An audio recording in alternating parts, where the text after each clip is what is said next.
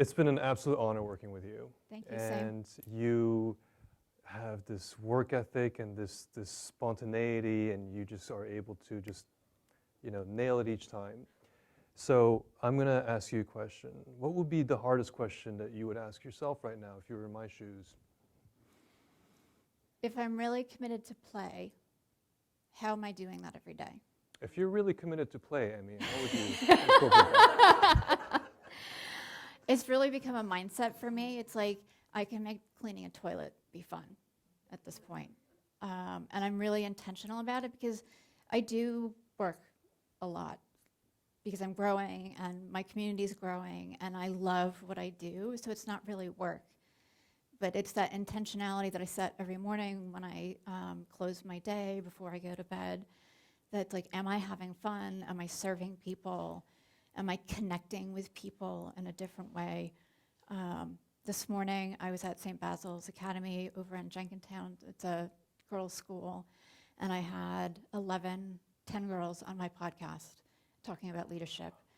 And, I don't know what they'll do with it. I don't really care. But their little 2 to 3 minute snippets are going to be absolutely fabulous. And I can hardly wait for the world to hear their voice because they're so smart. So we have a lot of things in common, and one of them is change.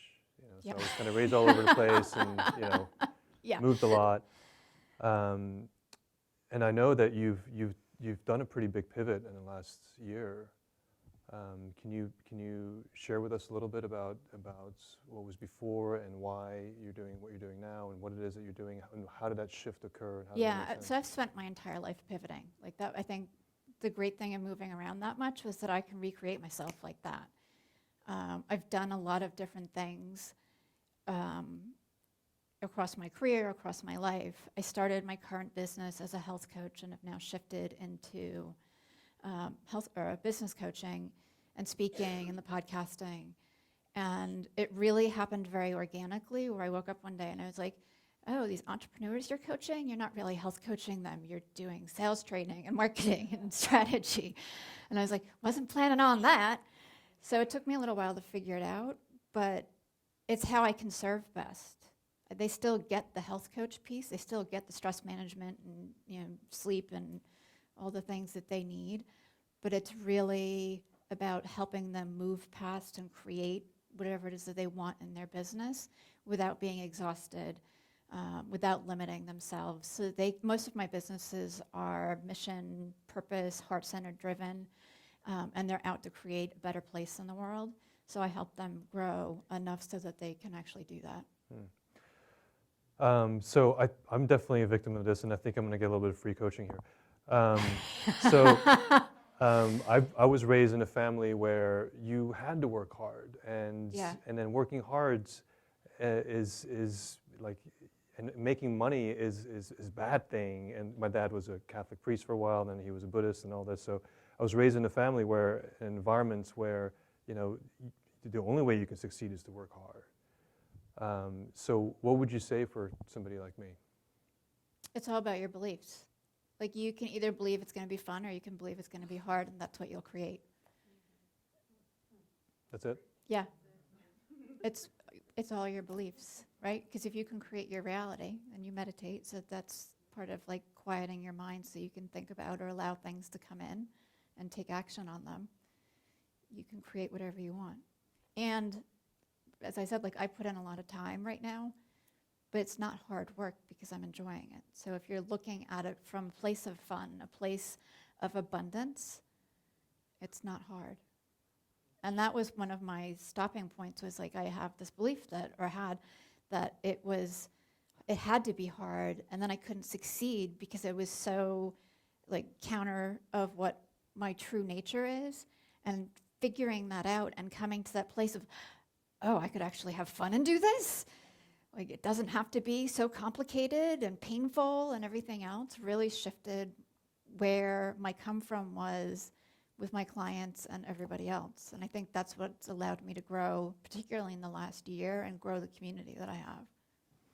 So when it comes to play, Is that something that you schedule, or is that also a mindset? Yeah, I think it's a mindset. I don't really schedule it, but I do things with my kids. Like we've got beach ball, volleyballs that we play a really mad game of volleyball with. It's like sliding all over the house. I actually bring them to my corporate training programs and get everybody up and playing too. And I'm really conscious of like having me time and downtime and relaxing, whatever it is, just for me too, so that I'm staying energetically connected, because I'm not serving if I'm disconnected.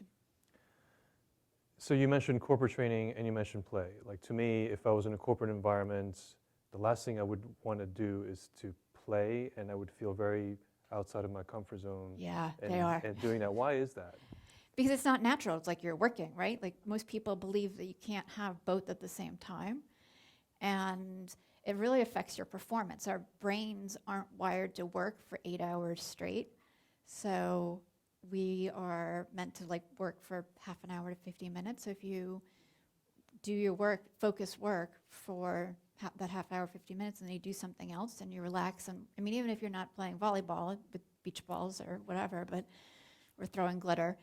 Even if you just go for a walk, or you're breathing, or you're doing something else, like that can be play. Play can be whatever you want it to be. It actually allows your brain to function at a higher state for longer periods of time. So that's what I tie it to. And then they're like, oh my God, we had so much fun. So they get it after a while. But. So what was, can you maybe, the first time that play became a connection to work? Like when did you come to that realization? What happened? Do you recall that? Well, I really don't want to work ever. Like other people would say it's lazy. So I had to figure out how could I do what I'm doing and have fun. Like that was really the first connection. I was like, all right, well, if you don't want to work and you want to have money and do all these things and take your kid places and really have them experience a different life, then how do I play all the time? So that was the first kind of conversation in my head, and then it's just refining it from there on. And I do a lot of clarity, self-evaluation, and clarity and evaluation with my clients too.